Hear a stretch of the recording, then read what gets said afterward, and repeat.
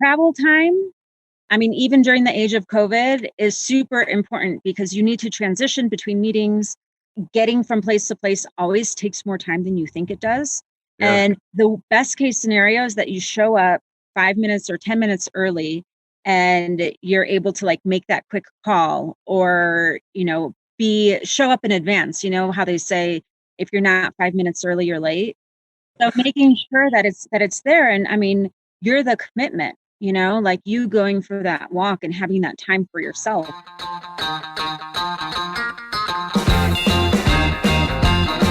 What's up, guys? Welcome to The Greatness Machine. I'm your host, Darius, and I'm so pumped to have you here with me. Now listen, The Greatness Machine is about two things. Number one, people who are living their passions. And number two, those who are creating greatness in the world. Doing both of these despite the odds against them.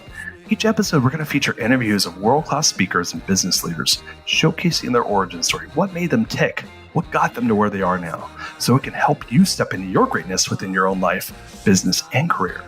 Occasionally, you might hear a few solo episodes from myself, moi, as I say, as I leverage my 20 years in entrepreneurship as a CEO to help you grow and level up in your journey to scale your life and your business.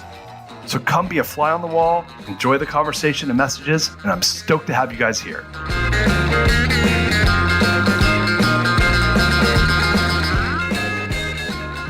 Guys, welcome to The Greatness Machine. I'm your host, Darius Mashazde, and boy, do we have an amazing show for you today. We have my dear friend, Annette Poliwka. Did I get that right? You did. Because I got fucked up last names, and yours is way less screwed up than mine is. We've known each other for like 19 years. I think, is that right? Am I dating us? I was doing the math earlier, so something around there, yeah. Yeah, it's at least over 17 or 18. So we met way back in the day in San Francisco. And anyway, I want to tell you a little bit about Annette. She's a sustainable consultant. She did some amazing things with AmeriCorps. Didn't you work for like the not the FAA? That's a federal air. What's the other one? The U.S. Environmental Protection Agency. Yes, the thing that Trump doesn't like. And you're a life coach, and you're all about nature and the environment. You're doing some really cool things that I want to dig into. So welcome to the show. I'm so glad to have you. Yeah, awesome to be here. Welcome to Lake Tahoe. Yeah. Dude, that's naturey. That is definitely naturey. I love it. It's beautiful. So I wanted to start off. You've seen a couple of the shows, so I'd like to start off with a little yoga laugh. Are you filling up for that? Sure. Have you done yoga laugh? I don't think I have. Dude, you seem like the type of person that would have done a yoga laugh. I'm stereotyping you right now, but like I'm gonna teach you really quickly what one is, and then we will do one together. Does that work? That sounds perfect. Since I introduced my singing and rapping in the shows, I pulled back on the yoga laugh, and for you, I'm doubling down. We're going yoga laugh and singing. So that's because I love you, and it's just was your birthday. So I'm giving you extra presents right now. All right. A yoga laugh is where you laugh as hard as you can. You force a laugh. So it's like, so I'll express one to you, and then we'll do three together. Okay. So this is what a yoga laugh is.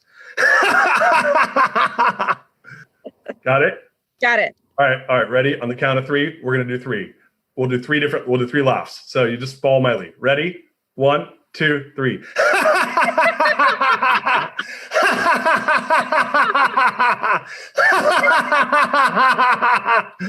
How do you feel? I feel great. Great. Yeah, they always give you a nice, I feel a nice buzz after I do it. It's if you're ever in like a awkward moment with like a group or something and you want to throw everybody off, make them all do a yoga laugh. I've had that. It works very well.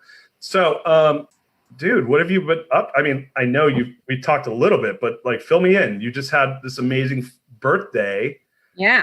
Hear about it, and let's talk about some of the cool things you did with that, and let's dive in. What's up? Yeah. So I just turned 40 the other day, and I've been feeling good about it.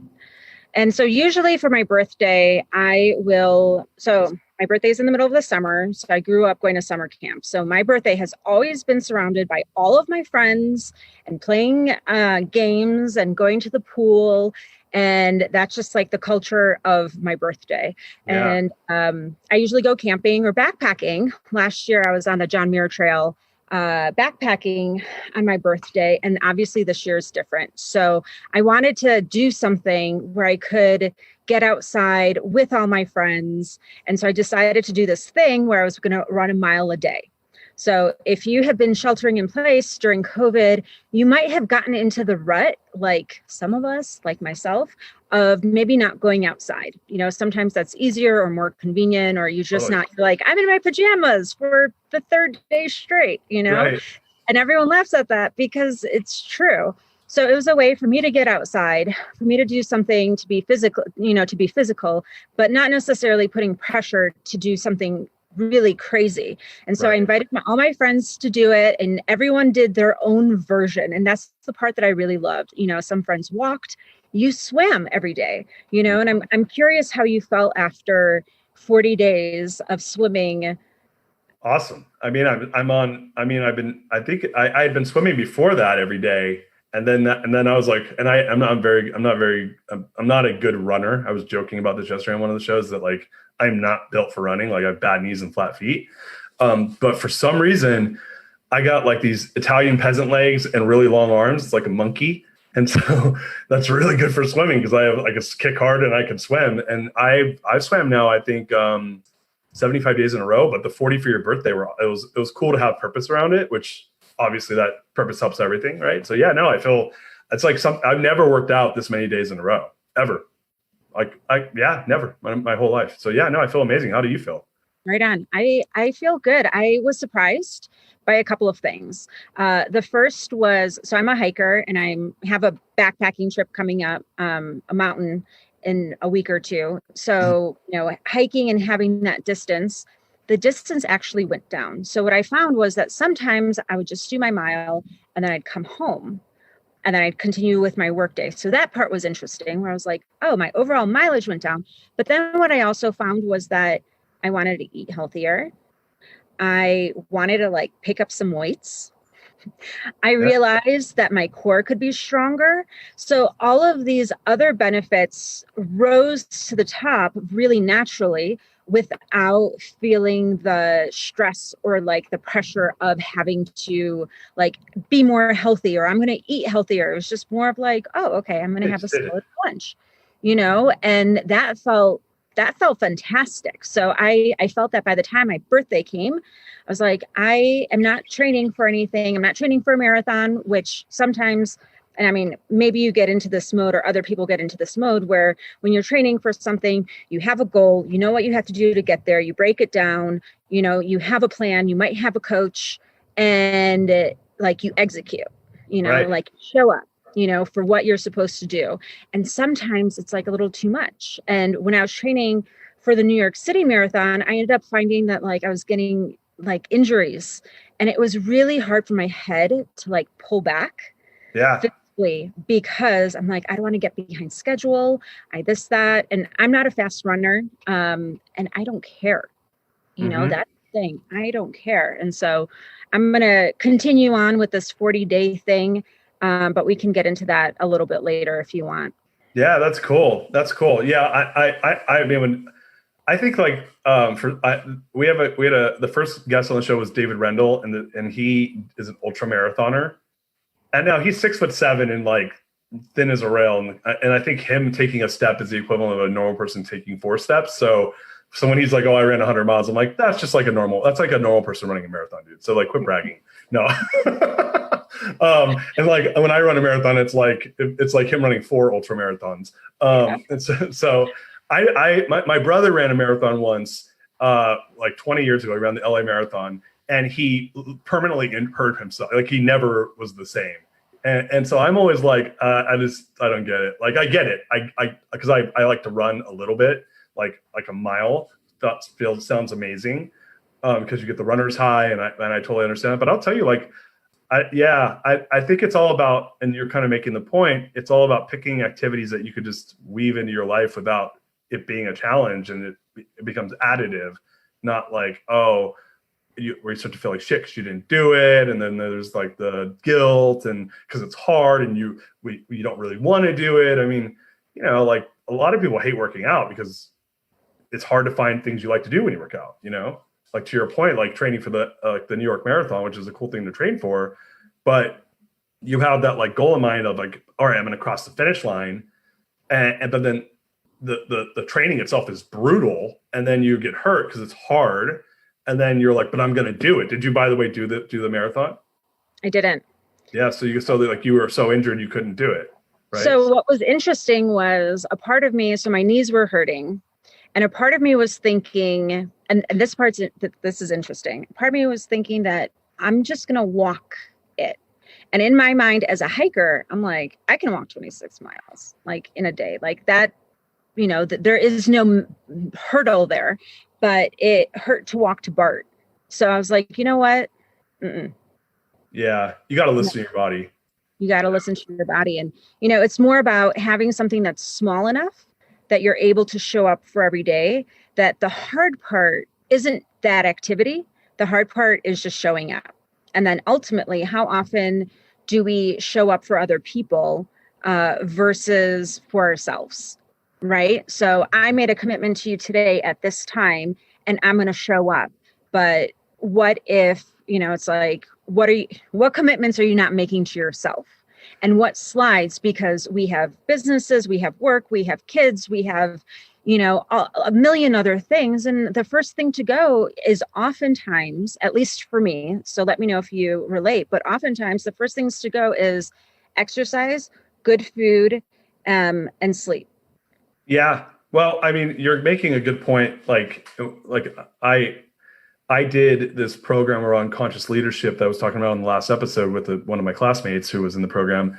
And, there's a whole thing around time blocking, right? And to your point, especially if we have a high level of commitment, right? And if we're the type of person that's a dedicated person, which I think most people would like to. No one says, man, I am the least dedicated person and I don't show up for anybody. I'm a total fucking flake, right? No one says that, but they do it, right?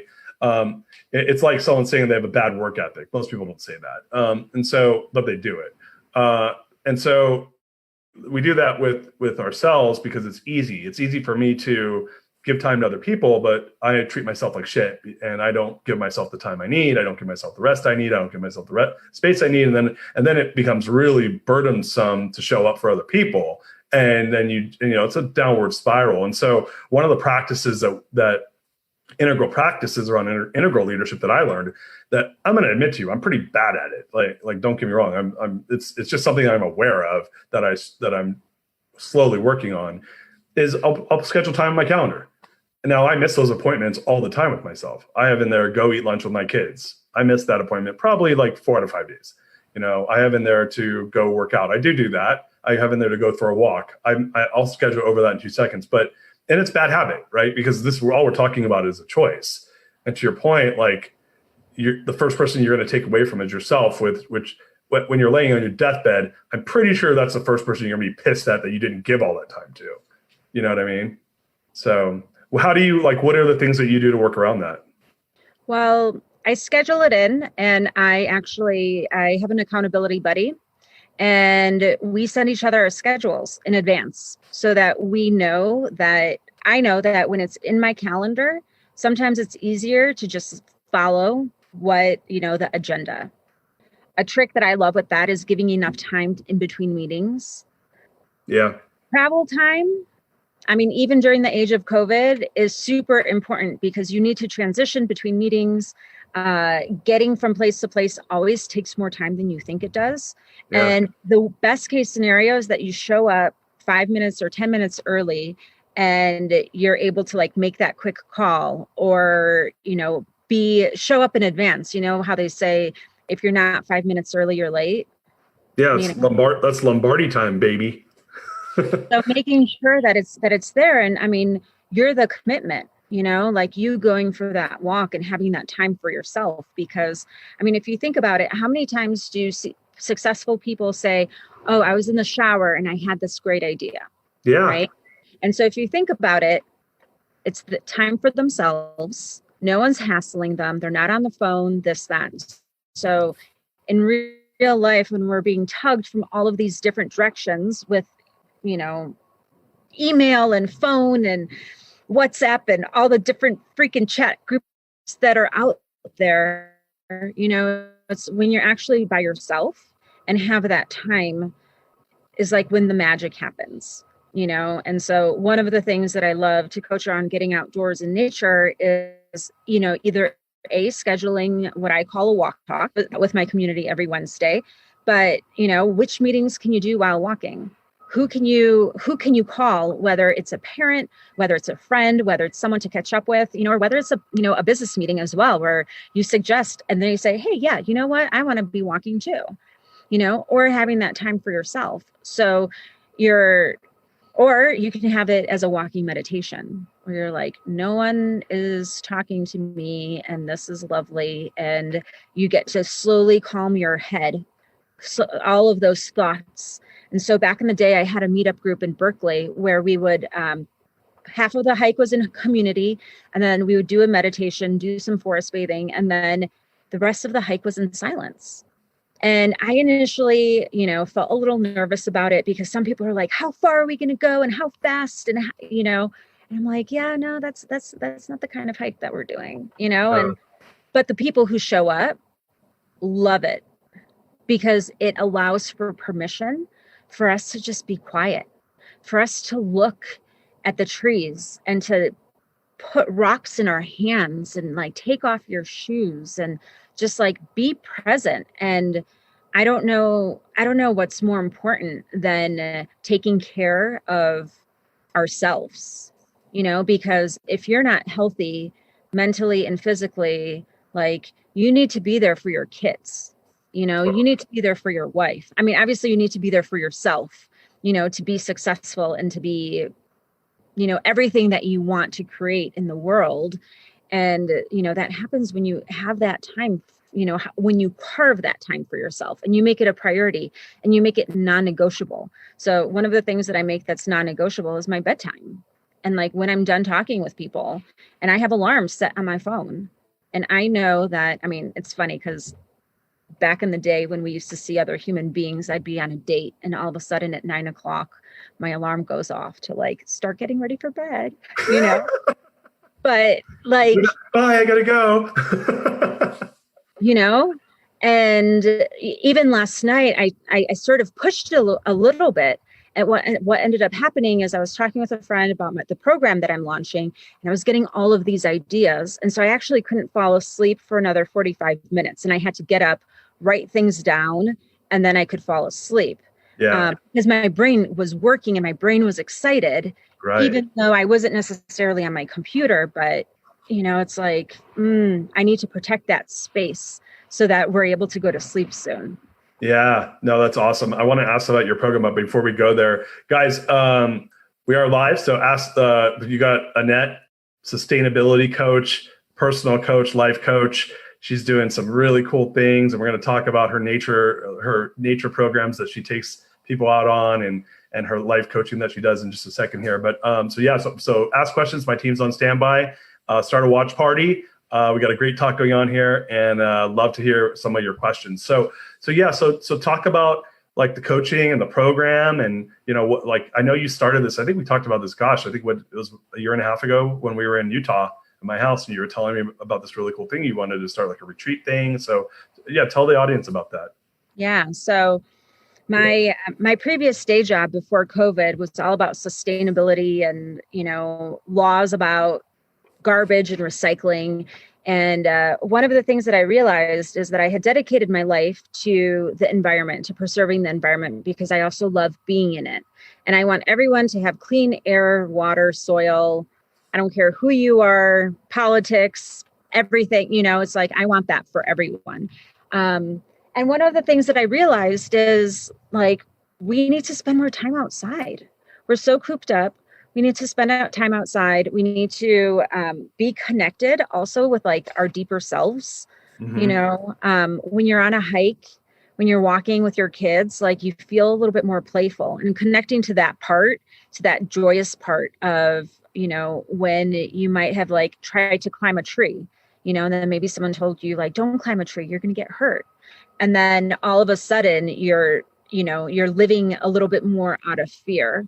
So I call myself a life coach for people who also love nature or the environment, or, it's an ongoing process, but I was doing in-person retreats, around the solstice, and on hiking retreats, and, just connecting with our deeper selves. But ultimately, I feel that when you feel strong in your body, when you're outdoors and like safe, you also feel strong in your mind. And so that's also along with that mile a day thing. It's like when you Right. feel good physically, you're more likely to feel better mentally. And so those are the skills that you get to take, into the boardroom with your family, in your personal life, where you show up a little bit more confidently because you're more grounded. You know what's important to you. You're connected to the bigger picture, and if you believe in a higher power, I mean, I don't know anyone who's gone out into nature who has had a bad time. I mean, there's like the type 2 fun. I was like, wait a second. Maybe not, but I have a story to tell you about that, but anyway, sorry, go ahead.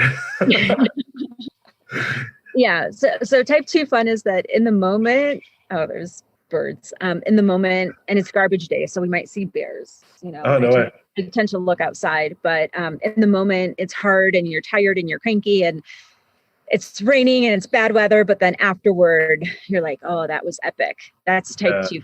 And type 3 fun is like, it's not fun in the moment, and it's not fun when you look back where you're like, I'm not doing that again. So I grew up in a family of people that were not outdoorsy at all. I mean, like, and my joke is that my dad's idea of camping was going to Las Vegas and going to the casino. And so I literally, the first time I camped, I was 19. That was the first time I ever camped. And then I didn't camp again till, gosh, I want to say like in my late 20s. I think maybe in 30s when I had my kids. I'm kind of I like glamping, and I do like being outdoors. I mean, I rented like an Airstream once at Cassini Ranch in Russian River. And I mean, if you don't like to camp and you're kind of a sissy like I am about, being outdoors, go run an Airstream, because that's like staying in the W Hotel. It was amazing. But to your point, the being outside, I mean, there is nothing like it. It's grounding. I walk around I have a kind of a cool piece of land here in Austin that's about an acre of land. I just go walk around on my property barefoot, and I have a stream behind my house, and I'll just go when it rains. I'll go sit out by the stream and listen. It's, the white noise of the water, and feeling dirt on my feet. And there's something about that I think it releases a lot of like cortisol out of your body, and like creates feelings of gratitude and love. And because I feel way more chill when I do that. Like, I feel about as chill as anything when I do those types of things. And this is coming from a person I like going to New York City, like when I said, you're like, has anyone ever had a bad experience camping, but no one's ever had a bad experience. I'm like, yeah, I took a 1.5-year-old camping and like literally wanted to shoot myself. At the Antelope Lake in Nevada. So I will say, taking a 1.5-year-old that's crying like all night long in pitch dark, not fun. But by yourself, or like even if your kids are old enough, or if you can deal with a 1.5-year-old screaming at 3 o'clock in the morning in pitch dark, being outdoors, there is nothing like it. I agree. We have a question actually for you. What inspired you to focus on building women-specific outdoor programming? Yeah, women's issues are really like close to my heart around empowerment. I'm trying to be politically correct, but you know what? Like, yeah. Fuck that. There's no filters on my show. Knock it off. Men have, it's like society was built for men and for men being successful. And so working with women and growing that confidence and like having fun and building that camaraderie and being able to challenge each other, like that's special, and having that kind of a community where you're able to nudge is a lot of fun, and really like promotes personal growth and personal development.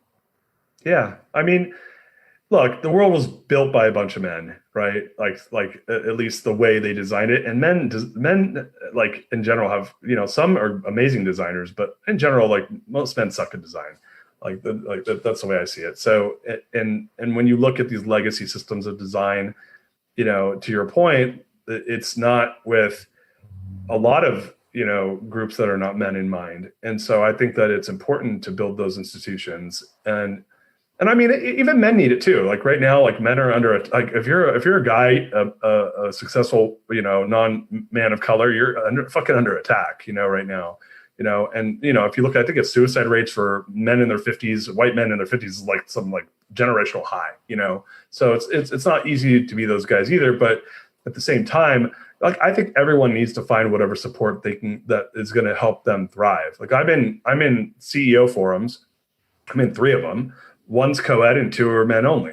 And it's because, and if you ask, it's like, because it's a different vibe once you start to mix it up. And I think the same goes for women. Like you guys can empower each other in a different way that if you had a bunch of guys in there with you, it would just be different. It would be a different vibe, and I don't think that, and to your point, there probably is enough of an institution for co-ed or, support groups that what you're doing is, I think, really important. So that's great.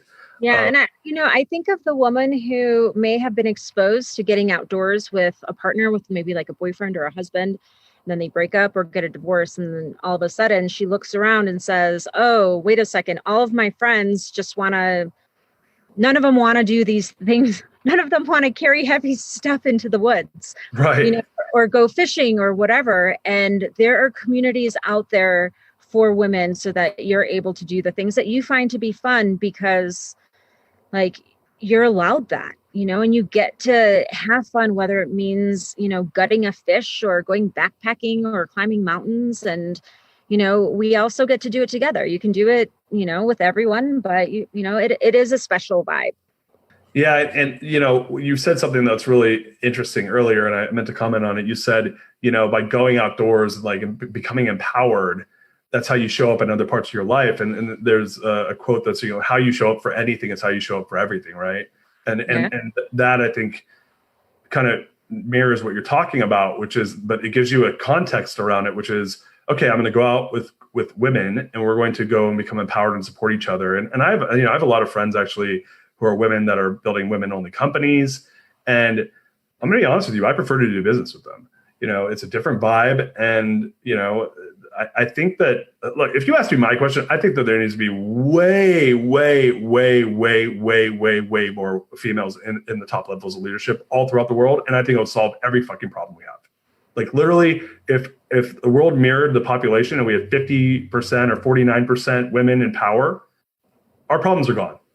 Because I think men are creating the testosterone is what's creating all these issues. So I'm going to get off my soapbox, but that's my perspective. We had a question. You said the term forest bathing. What is that?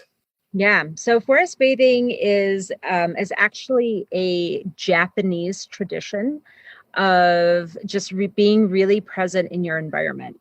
So what that might mean is doing a different kind of a meditation with like taking everything in with your eyes and observing everything that's around you. So behind me, and you see like these strong trees and like the different leaves and the different colors and the different textures. And so it's a way of getting really present with what is surrounding you at the moment. Oh, that's so cool. And there's such a cool like awareness around the consciousness of that, right? That you're present in the fullest, I guess it's almost like a eye-open meditation, right? But you're using the forest for it. Wow. So I've admitted this twice on the show and admitted it a third time. I used to joke that there's 2 things in the world I hate. One is meditation and the second is hiking. And I love meditation now. Like it's very rare I don't meditate every day for at least 20 minutes. I do Sam Harris Waking Up, which if you've never done that is freaking amazing. He's my God. But I'm going to I think you have to take me out hiking and we got to do some meditation. And I may actually come on the show and say, there's 2 things I hate in this world, and it's not hiking, it's not meditation. I'll pick 2 new things. That's cool. I hadn't thought, I do realize I love, but on my property, we have these amazing oak trees, like they're called heritage oaks. and I love looking at them. I'll send you a picture actually after the show of the tree. I have like this 200-year-old oak tree outside of my bedroom window. That's just, it was the reason I bought the property. I was like, this is gorgeous. So I think you're right. There's something around our connectivity to nature that grounds us and gets us, I don't know, like to your point, like forest bathing. I never heard that term either. I didn't even know I didn't even catch that. I'll thank my team for catching that, because that is such a cool observation. So you said, do you know the word in Japanese for it? I would butcher it at the moment. Okay. We'll look it up offline. Are you guys enjoying the show so far? Darius here, and by now you might know that I'm passionate about a few things: pizza, pink unicorns, core values, and down and dirty, interesting conversation with some amazing people. However, the biggest one that I've spent most of my career on is entrepreneurship and scale. You see, look, my first few years in business, I spent like probably a good 5 years of my life getting my freaking teeth kicked. I mean, really getting crushed. And I learned a lot during that time period. So I spent the greater part of the last couple of years helping entrepreneurs scale their businesses in a meaningful way without going through the same growing pains that I did.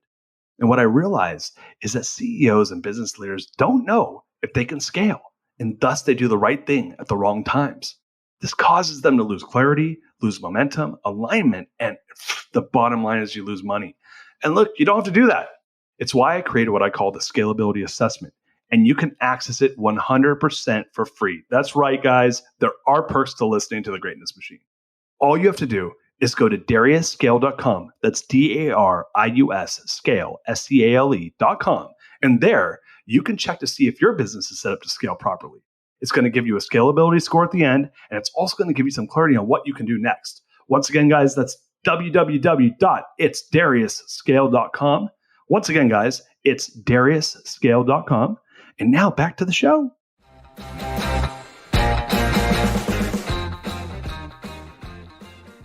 So we got a couple more questions. What do you do in the evening to set yourself up for the next day? Yeah. I feel that I have a morning ritual, which includes journaling, meditation, and sometimes some exercise. But the night before, I send out my accountability buddy my schedule for the next day, and I turn off my phone, and I brush my teeth in peace, and I do my eye cream, and sometimes I'll do an evening meditation, while I'm going to bed. Sometimes I'll rest a hand on my heart and another hand on my stomach, and just observe the breathing so that I can calm myself down. I've been getting into sleep apps to basically regulate and see how I'm doing in terms of how much sleep I'm getting. But my evening routine is super basic. It's like I turn everything off: the TVs, the computers, the phones, and I make sure that I'm off the phone by a certain time. There's so I'm going to plug our show for tomorrow, because the woman that's going to be on the show tomorrow is Gina Malacone, she's unbelievable. Like, she's like, Gina, if you're watching this, like I'm so excited to have her. She's all about she's a neurologist. Well, she teaches NPL, or NLP, neuro linguistics programming. I'm in a training for that right now. What's that? I'm in a training for that tonight.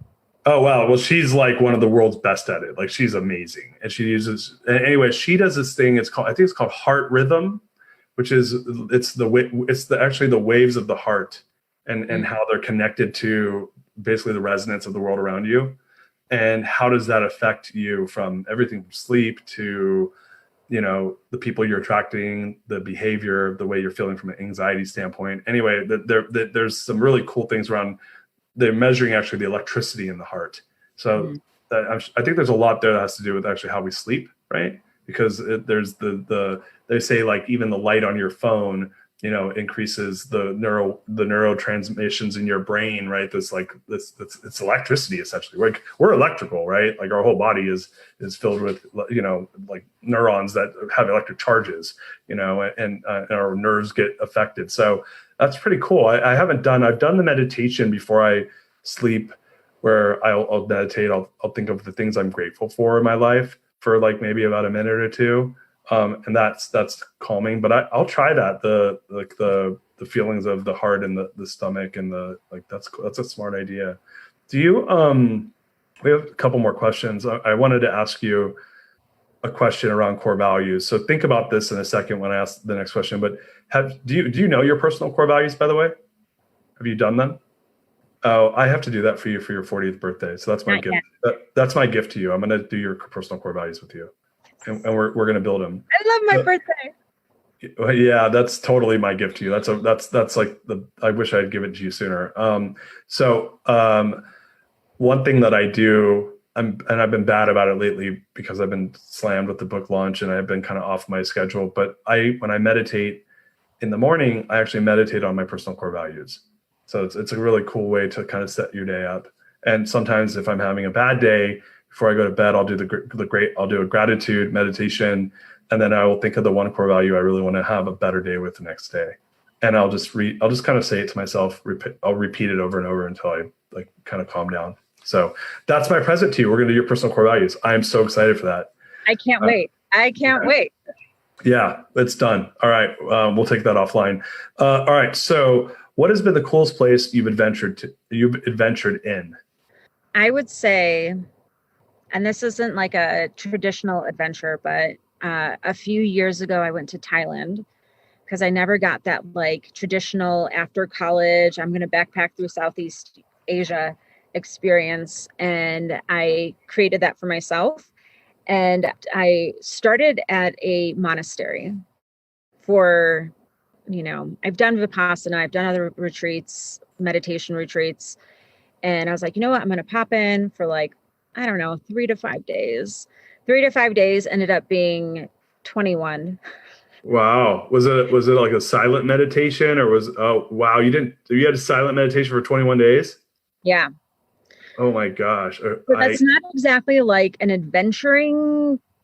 physical adventuring, but it was definitely a mind adventuring experience. And then I still felt that I didn't really get that Southeast Asia because I was meditating the whole time in silence. But that was an amazing experience. And it was one of those things where I was like, you know what, I can come back for the elephants. I can come back for everything else. And I have the time blocked off in my calendar now. I've told all my clients that I'm basically off the grid anyway, because it was around Christmas and New Year's time. Mm-hmm. It's like, all right, like, I guess I'm supposed to be here, and so just recognizing in that moment of, okay, I get to shift what I thought this trip was going to be about, mm-hmm. and then be really present with that. So that was a crazy and wonderful adventure. And then I would say physically, when I tried to climb Mount Shasta for the first time, I haven't been back, but it was as a fundraiser back in the day before there was all the websites where you actually wrote hand letters to people saying, I'm climbing this mountain for this organization for Bay Area wilderness training. And I led a bunch of training hikes, and I became friends with all of these people who I'm still friends with today. And we were having so much fun getting up the mountain that we didn't get to the top. And so and I take that story with me because, on one hand, it's like, if you're going to climb a mountain, you might as well get to the gosh darn top of it. Right. And you can't you're not going to summit every mountain that you try to climb. And so I feel that because that was my first experience with mountain climbing, it's like safety is number one. Safety is always number one. I'm sort of boring like that, and I don't care if I'm the least popular person in the group because safety actually really becomes number one. Sure. But I love that trip because it was my first mountain. I'm going to climb another mountain next week. I'm going to go to Mount Whitney, which is the highest peak in the lower 48. Yeah. And, it's like, you got to give it your go. And sometimes you can get to the top. And sometimes, the first person to turn around, who I thought in my mind, I had created this story where I was like, oh, he's really athletic and he runs marathons, this, that. He was the first one off because of the altitude. Oh, wow. And it's like, you never really quite know. You just have to listen to your body. You have to communicate with your team and, make a decision together and, ultimately execute. And so, even that as an example is like, okay, well, how do I translate that into real life? Like you speak up, you share, you make a determination, and then you take the next step, whether it's up or down the mountain. Yeah. So you said two things that that just kind of struck me. First of all, you said you're not going to summit every mountain you climb. And that's like such an analogy for life. Right. And there was a guy who spoke at my TEDx event like 8 years ago, Kevin Jagger, and he tried to become a professional speed skater in Canada. He literally he would play football in college for, I can't remember who it was. It was some really good college in Canada. And then he went and became an investment banker in New York, and then quit his job when he was 24 and was like, I'm going to go become an Olympian. Like, I'm going to go attempt to become an Olympian. Like, and he had never skated before in his whole life.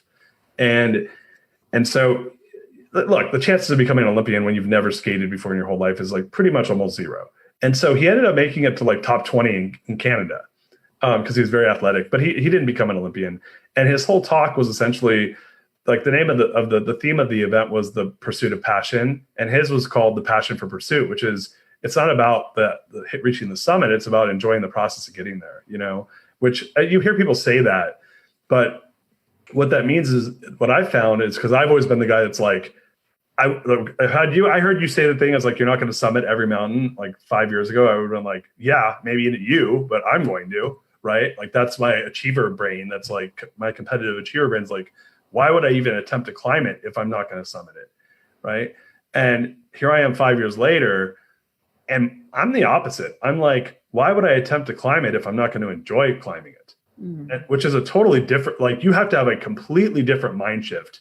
And so I think a lot of us in our lives focus on this outcome. And then what I've learned is I'm an entrepreneur, right? And so when you're an entrepreneur, especially if you're a Darius entrepreneur where there's literally no ceiling, like I remember having a $200,000 company being like, I'm going to build $1 billion company. And like, when I was 25, when I never built a company, and people say shit like that, and then they quit really, they quit at like 8 million or 5 million. And I was always just like, billion's coming. I haven't hit $1 billion, by the way, yet. But but I remember thinking things like that. But that wasn't my goal. I was just like this pie in the sky goal. But I had some goals that were like, I'm going to have $100 million company. And I was nowhere near that. And then when I hit that, I was like, it was as if I had done nothing. It's as if I'd made myself like a cocktail. There was no celebration. There was no satisfaction.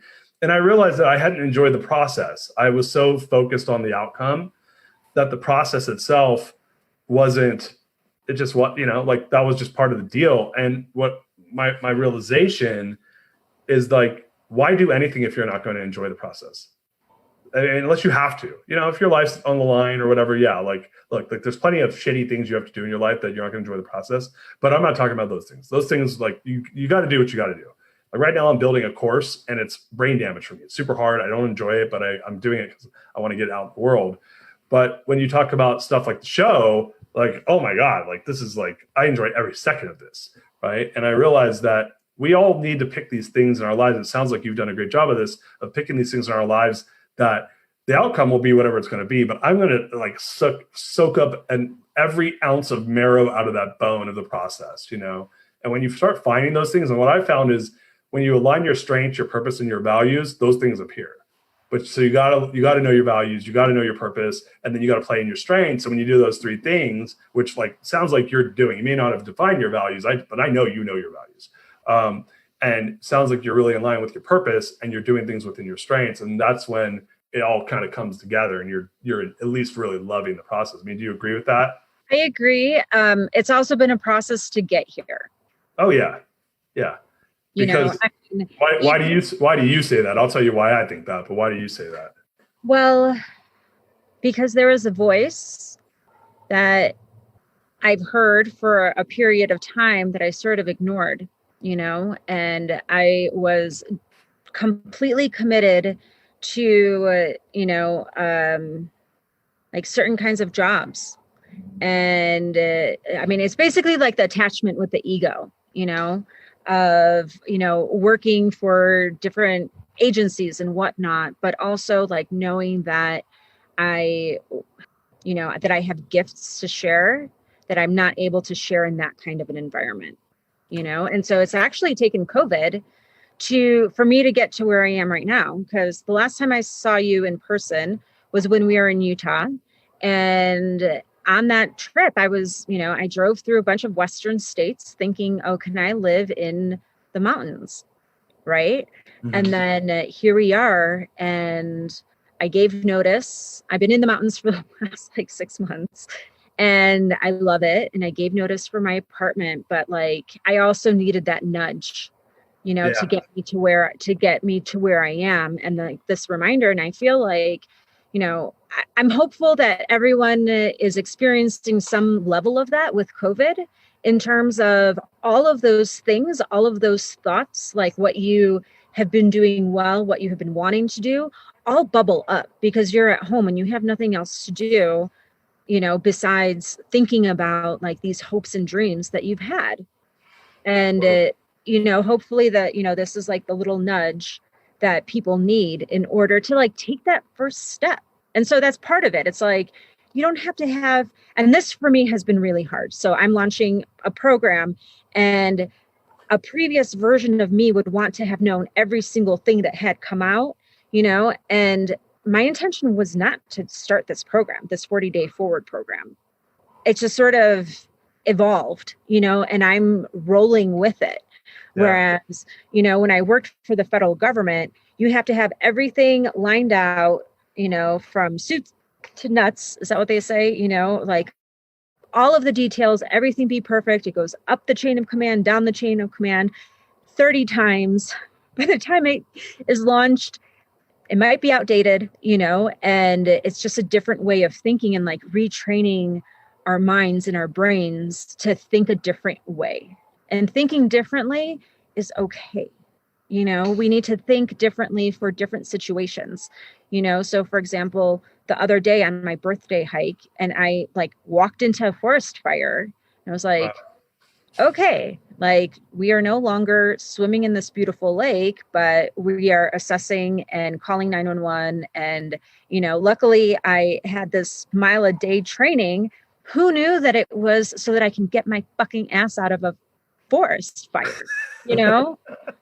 how crazy is that? I mean, it was a small fire, and I had a conversation with the chief at the fire department and talked about the coordination between U.S. Forest Service and CAL FIRE and whatnot, and everything is fine and everyone was safe.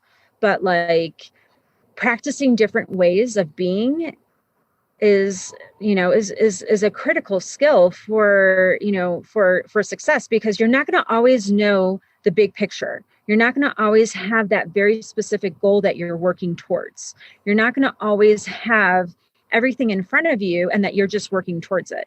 I'm an analyzer. So I'm okay, give me the spreadsheets. What is this all how do the puzzles fit together? Totally. That. And you know what? Sometimes you only have two pieces of the puzzle, and that's okay too, because, you just have to take that first step, I don't want anyone to feel intimidated about and I don't even tell most of my clients that I'm climbing this ginormous mountain next week, because I don't want anyone to feel for me, it's just another thing that I'm doing.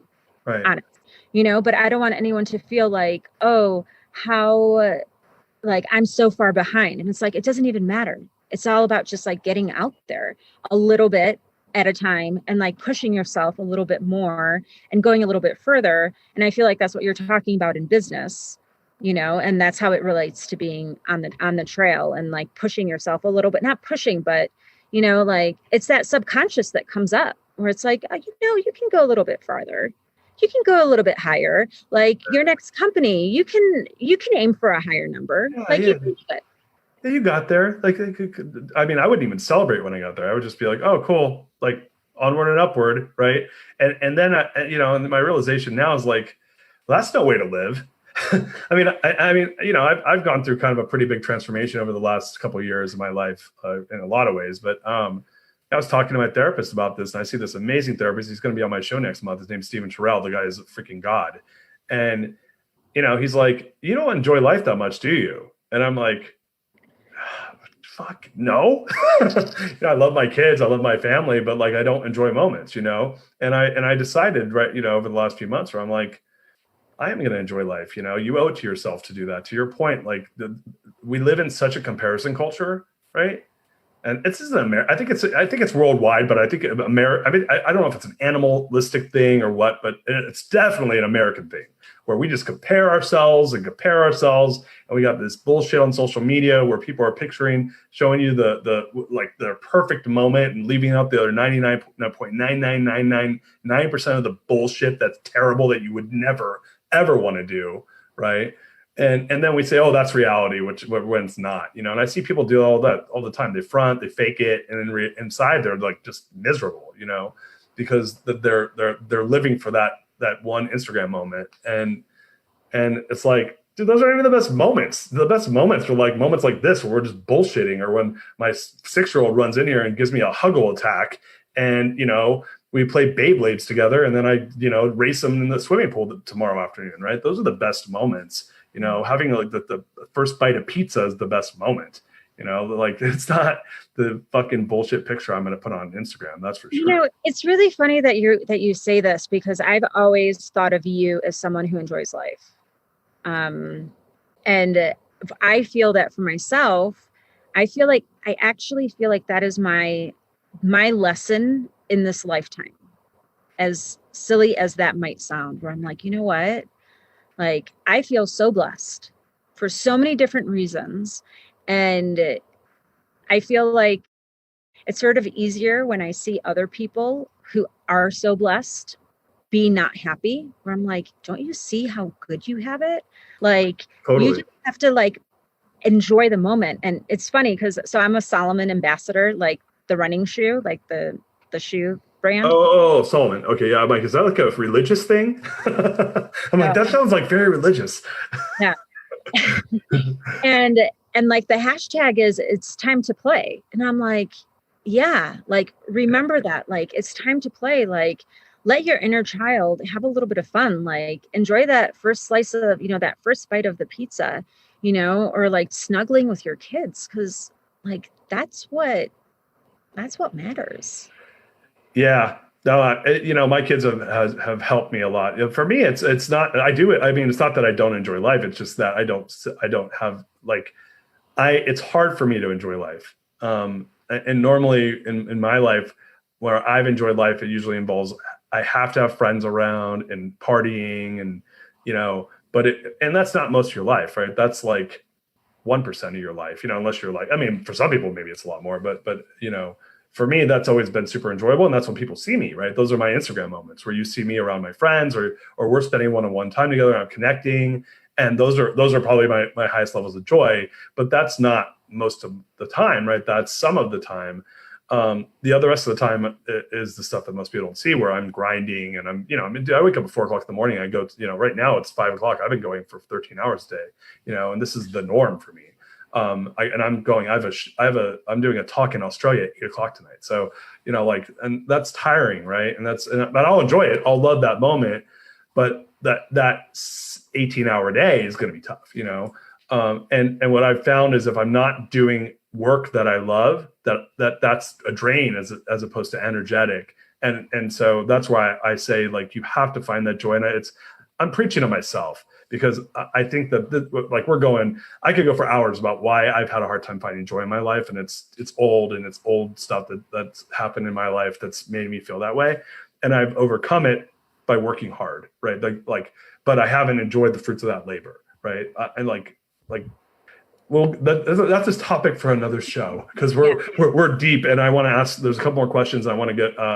This is like probably the longest show I've had, because we're having such an awesome conversation. Right on. So the last question was, how can we get Darius to love hiking? I don't know, guys. We don't even need to go there, because it'll be what I like to say is, I don't enjoy staring at rocks and leaves, but maybe Annette can change that. I'll do her core values. She can take me on a hike. We'll see. If someone's going to do it, it's going to be Annette. So I'll give her the first shot at it, and then she can come back and say, yeah, he's lost cause. There's no chance of him enjoying hiking.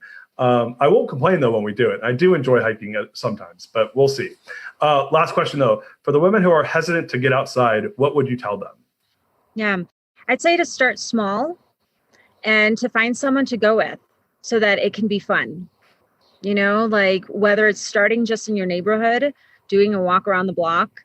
I know that sounds super boring. It's like the same way how I coach about meditation. It's like start with 1 minute, but like just go around the block.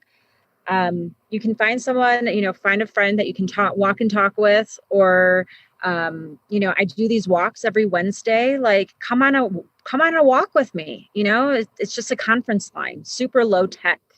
And back in the day there were meetup groups, but so that's shifted a little bit, because I'd always say like look at a local meetup group and see if there are walks that are close to you, and then you can see what kind of walks they're doing, what kind of hikes they're doing, how far they're going, like maybe you don't want to be with a really aggressive group, like I don't like going on meetup hikes in co-ed, because there's always at least a couple of really weird guys.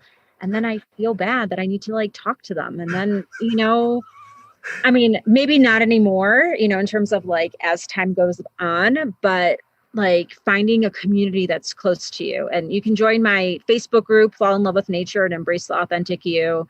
And it's a really nice way to connect with other people who have similar interests and, like having fun with it, because that's really the most important part about it.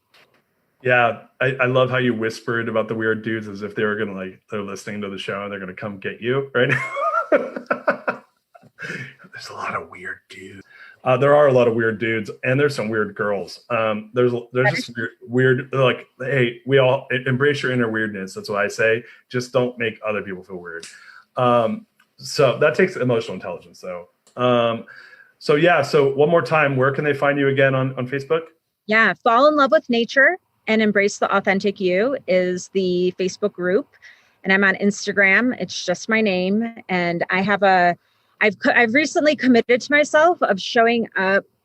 I don't want to say that I haven't been authentic, but I have an aversion to Instagram. But I'm like, you know what? I just want to like share what is hard, what is easy, like not necessarily all, because sometimes you go on Instagram and even I'm like, I'm a Solomon ambassador, like look at these other pictures, and it's easy to get intimidated. And it's like, no, this is accessible to everyone. So, and I want everyone to feel safe. And then I do have that 40-day program that's coming up. And so it's ultimately around choosing a goal that you can show up to for yourself for 40 days. Very cool. Well, so grateful to have you on the show. This was so fun. We got to do this again, and we'll dive deeper into a lot of these things that we didn't talk about, and there's so much there. Guys, thank you so much for watching the show. Share this with your friends. More people need to know about Annette and all the cool things she's doing. You can, if you like what you're seeing, you want to follow more of these shows, you can check us out on my Facebook page at The Real Darius M, and or my website www.therealdarius.com. I'm like questioning it. Is it? Yeah. Therealdarius.com. And then I got all my social media on the website. So www.therealdarius.com. And again, Annette, I love you, and I'm so happy to have you on the show. Thank you, and happy birthday. Can't wait to do your core values with you. All right, bye guys. You are listening to The Greatness Machine, and that's a wrap for today. Guys, The Greatness Machine is all about two things: people who are living their passions and those who are creating greatness in the world. And we feature these messages and speakers so it can help you step into your greatness within your own life and your own business. If you love what you heard, subscribe to the show on whatever podcast platform you're tuning in from, and leave us a review. We love getting reviews for the show. If the episode made you think of someone who is leveling up in their business and life, print screen it, share it with them. Leaders are the best givers, and after all, we're all here to learn from one another. You can also go to our website, www.thegreatnessmachine.com. That's www.thegreatnessmachine.com. And on there, you'll see special tools to help you scale your business faster, show notes for the episode to help you integrate the lessons, and you will also get links that came out during the show. So on there, look, you can also grab a copy of my book, The Core Value Equation, which is a resource for helping CEOs and business leaders establish core values from their teams that don't suck. And mind you, a lot of them suck. Get access to this and more at www.thegreatnessmachine.com. With that said, you guys, look, thank you so much. I appreciate you. I love you. Peace. We out of here. See you guys next time. She's my lover.